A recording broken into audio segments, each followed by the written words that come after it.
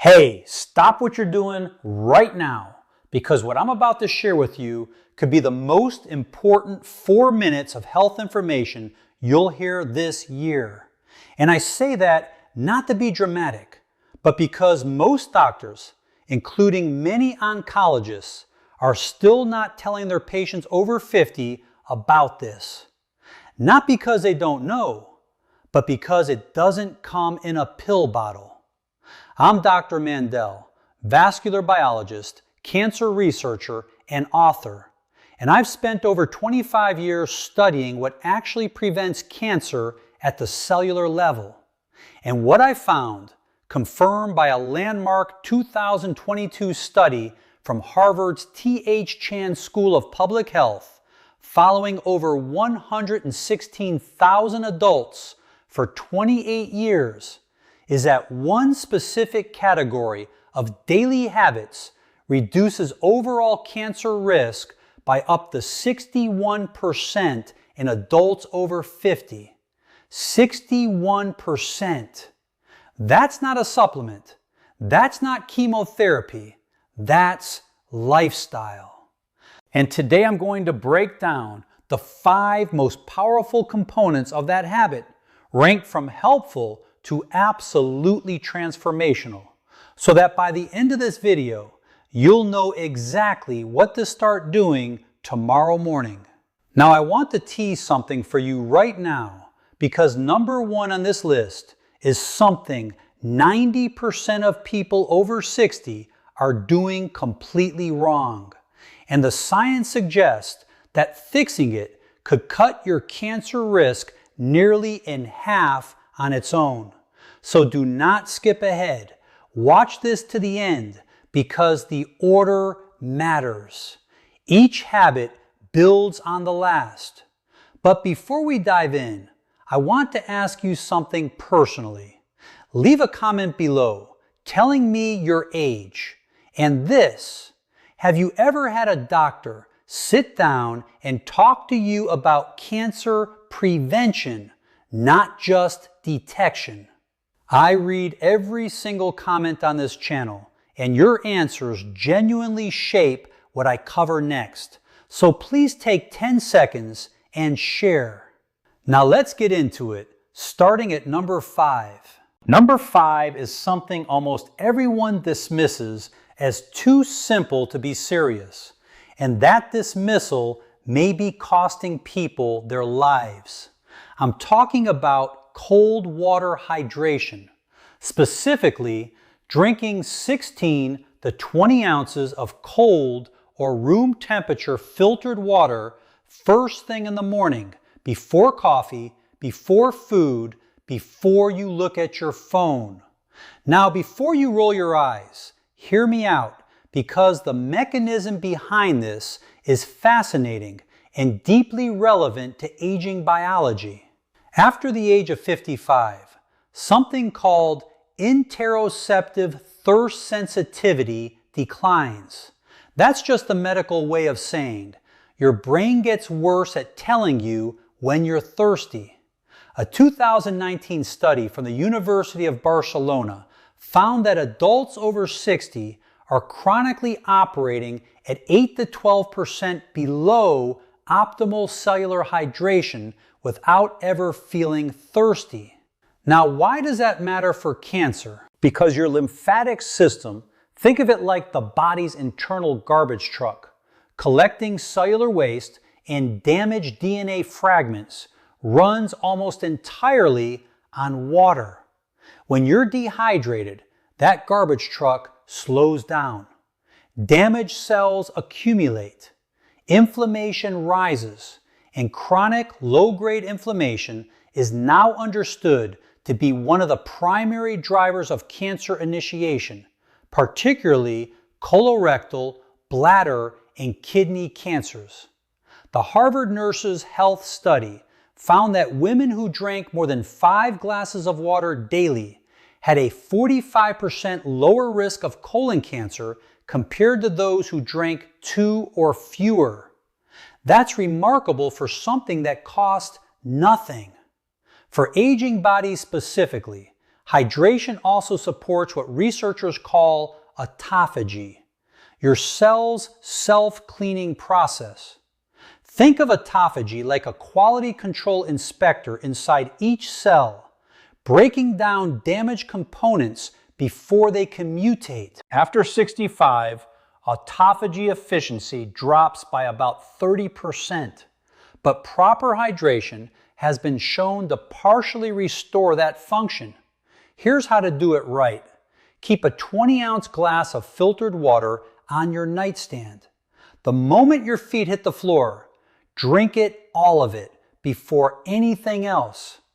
Add a squeeze of fresh lemon if you like, because the D-limonene in lemon peel has its own anti-tumor properties we'll touch on later. And here's your synergy tip for this one. Pair your morning hydration with 10 minutes of light movement, even just walking around the house, because movement stimulates lymphatic flow and compounds the cellular cleansing effect by up to 40%, according to research from the Karolinska Institute in Sweden. Now that's number 5, and it's the foundation. But what you layer on top of it at breakfast could be even more powerful. Let's talk about number 4. Number 4 is a food that has been eaten for thousands of years across the world's longest living populations, dismissed for decades by Western medicine, and is now the subject of over 1,200 peer-reviewed studies on cancer prevention. I'm talking about fermented foods, specifically naturally fermented options like plain yogurt, kefir, kimchi, sauerkraut, and miso. In 2021, a groundbreaking study from Stanford University School of Medicine, published in the journal Cell, found that adults who consumed high fiber, high fermented food diets showed dramatically increased microbiome diversity and a measurable decrease in 19 specific inflammatory proteins, several of which are directly associated with cancer progression. But here's what makes this especially critical for people over 50. After the age of 60, something called intestinal permeability increases. Your gut lining literally becomes more porous, a condition sometimes called leaky gut. This allows bacterial toxins called lipopolysaccharides to enter your bloodstream, triggering systemic inflammation that can act like fertilizer for precancerous cells. I had a patient, Margaret, 67 years old, from Asheville, North Carolina, who came to me with chronically elevated inflammatory markers, fatigue, and a strong family history of colorectal cancer. Her diet was actually quite healthy in most respects, but she had 0 fermented foods. We added 2 servings daily, morning kefir and a small side of sauerkraut at lunch. Within 90 days, her CRP levels, that C-reactive protein, a key inflammation marker, dropped by 38%. Her gastroenterologist was floored. She told me it was the first time in years she felt like herself again. The mechanism here works through something called short-chain fatty acids, particularly butyrate, which is produced when beneficial gut bacteria ferment fiber. Butyrate literally signals precancerous cells in the colon to undergo apoptosis. That means it tells them to die before they can cause harm. Think of butyrate like a security guard who quietly escorts the troublemakers out before any damage is done. Aim for 1 to 2 servings of naturally fermented food per day, not pasteurized, because the heating process kills the live cultures you need. Look for live and active cultures on the label.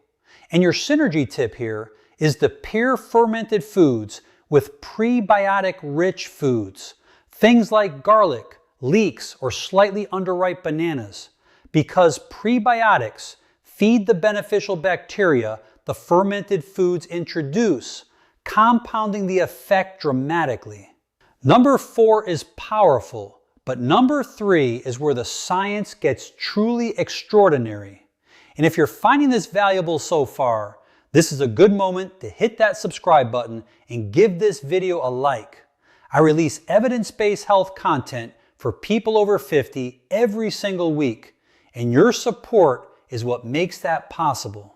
Now, number 3. Number 3 is something you've almost certainly heard of, but I promise you haven't heard it explained like this, and you almost certainly aren't doing it in the way that actually triggers its cancer preventive effects.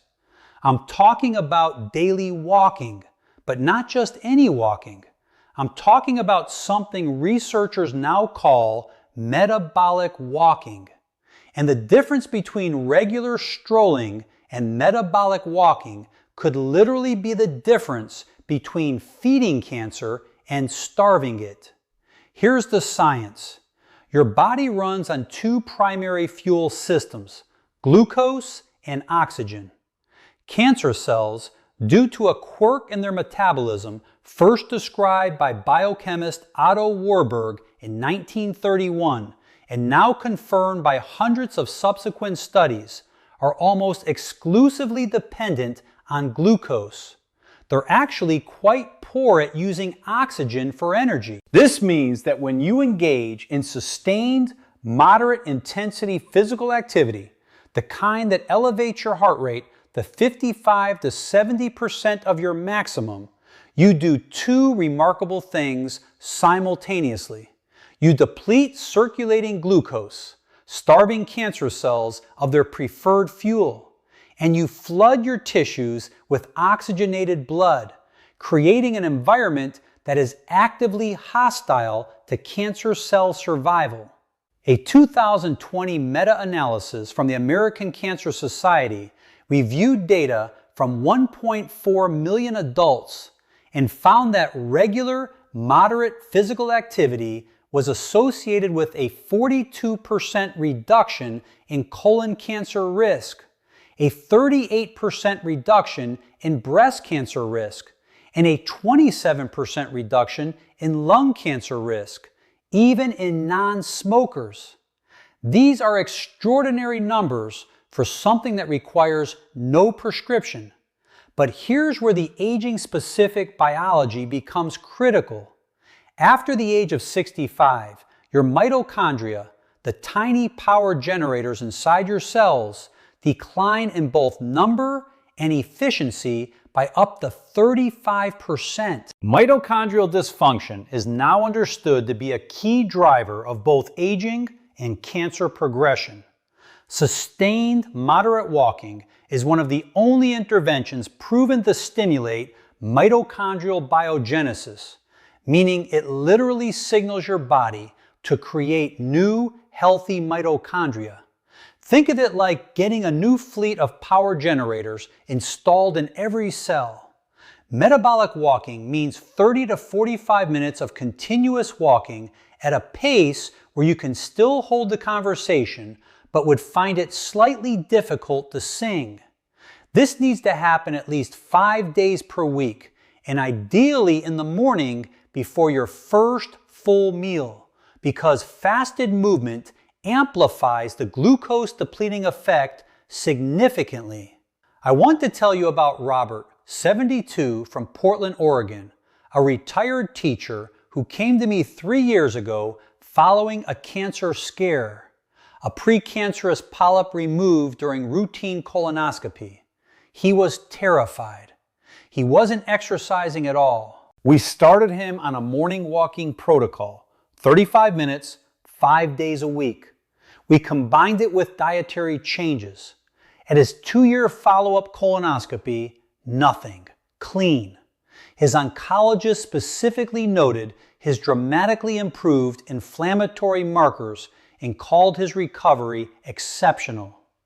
Robert told me walking felt like a form of medicine. He was right. It literally is. For synergy, pair your morning walk with your morning hydration from habit number 5, and if possible, walk somewhere with natural light, because morning sunlight exposure regulates your circadian rhythm, which in turn governs immune surveillance, your body's cancer detection system.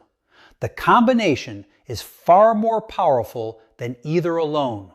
Number 3 is remarkable, but the next two are where things get genuinely revolutionary. Number 2 involves something you eat, and the way it fights cancer after 50 is unlike anything else in the nutritional literature. Here we go. Number 2 is a compound, actually a family of compounds, found in a very specific category of vegetables. And the research on their cancer-fighting mechanism in adults over 50 is some of the most compelling science I've encountered in 25 years of research.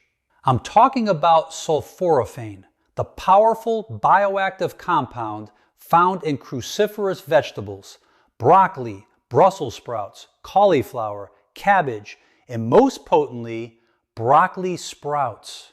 Here is why this matters so profoundly for aging biology. In 2018, researchers at Johns Hopkins University, where much of the foundational sulforaphane research was done, published findings showing that sulforaphane activates a master genetic switch called NRF2.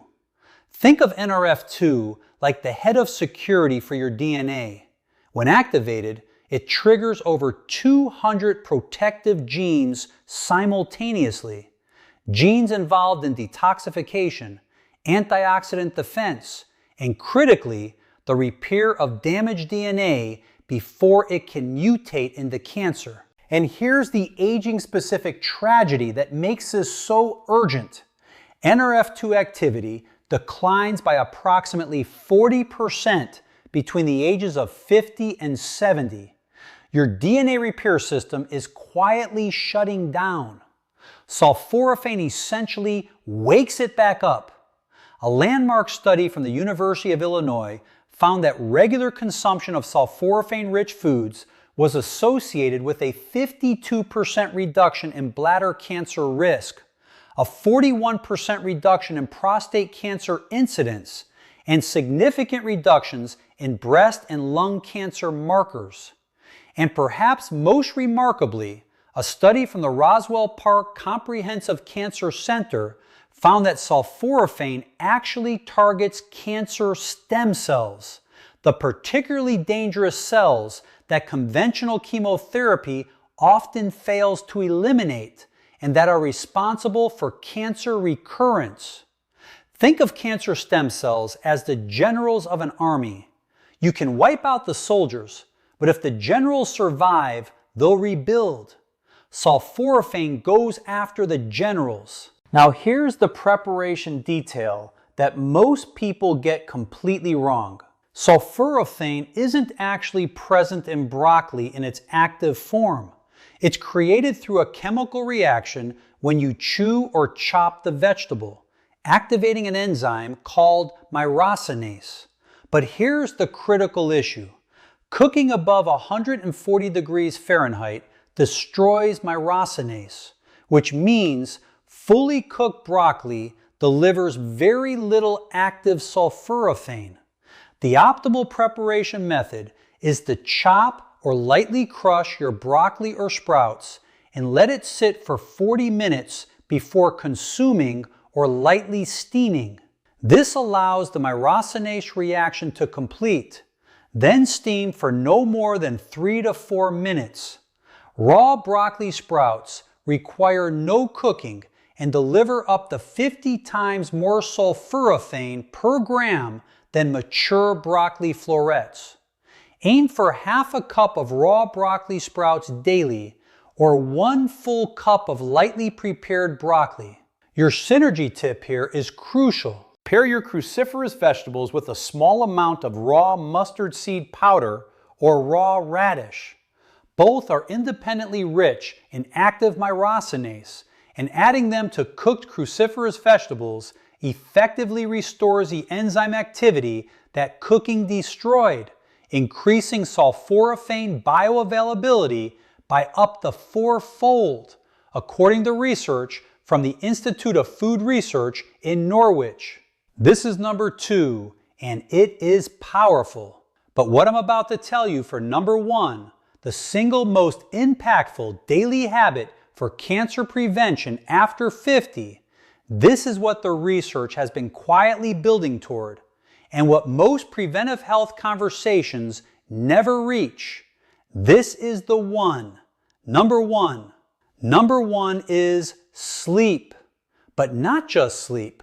Specifically what researchers now call oncological sleep architecture, meaning the specific quality and timing of sleep that activates your body's most powerful anti-cancer system. And the data on what happens to cancer risk when this system is disrupted is frankly covered.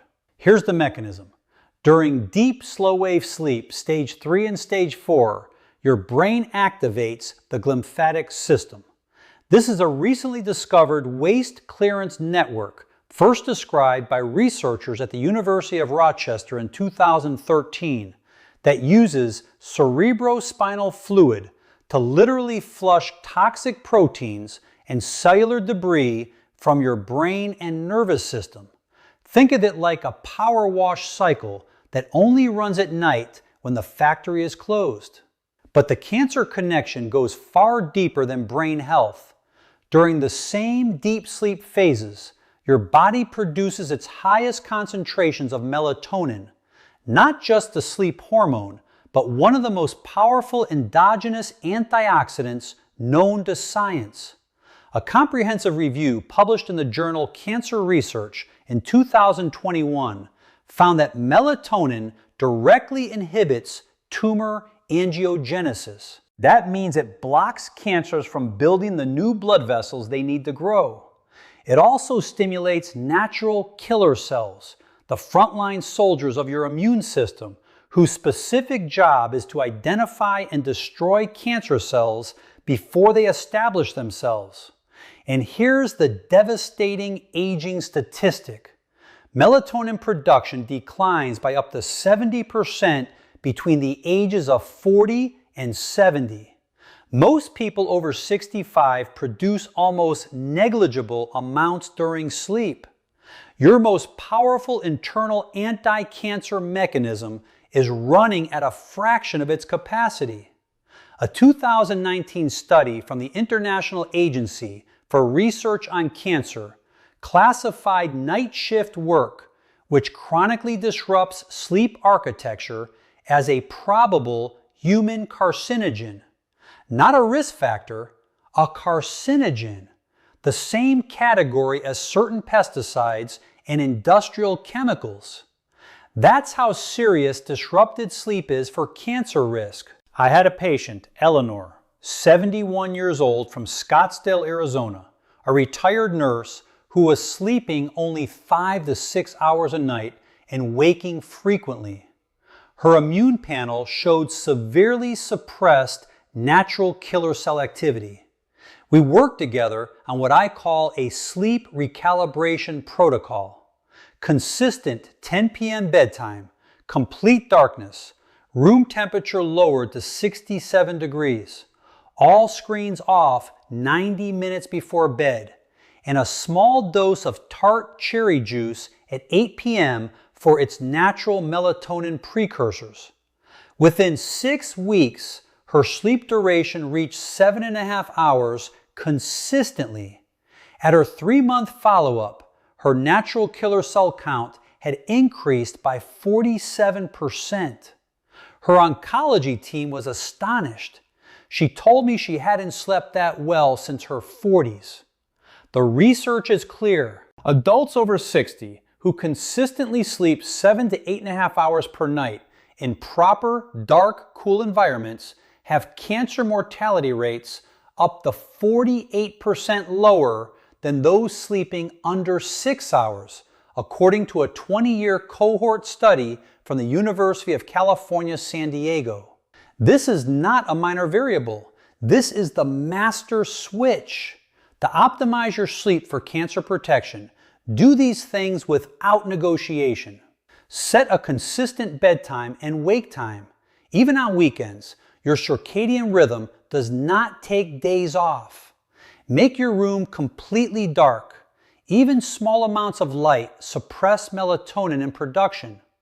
Cool your room to between 65 and 68 degrees Fahrenheit and avoid eating within 3 hours of sleep because digestion competes with the cellular repair work your body needs to prioritize overnight. Your synergy tip for sleep: combine your sleep optimization with daily morning sunlight exposure from habit number 3, because morning light anchors your circadian rhythm and directly increases your evening melatonin output. The two habits, working together, create a biological environment in which cancer struggles to take hold. All of the studies referenced throughout this video are linked in the description below. I encourage you to read them, share them with your doctor, and ask the questions that your appointments often don't leave time for. Here's what I want you to hear as we close. You are not too old for prevention. The science does not have an age limit. Whether you are 55 or 85, whether you've had a cancer scare or never given it a thought, your body retains a remarkable capacity to heal, to defend, and to regenerate when you give it what it needs. These 5 habits: morning hydration, daily fermented foods, metabolic walking, sulforaphane-rich cruciferous vegetables, and restorative sleep, are not exotic protocols. They are the conditions your biology was designed to thrive in. They cost almost nothing. They require no prescription. And every single morning, you get a fresh opportunity to begin. Your independence, your quality of life, your ability to be present for the people you love, that is worth 30 minutes of walking, a glass of water, and a bedtime. Don't let anyone tell you it's too late. The research says otherwise, and so do I. If this video helped you, please subscribe to this channel and share it with someone you care about. Every week we go this deep into the science of aging well, and your support makes that work possible. And now I want to hear from you. Which of these 5 habits are you starting first? And what has been your biggest barrier to good sleep? Leave your answer in the comments. I read every single one.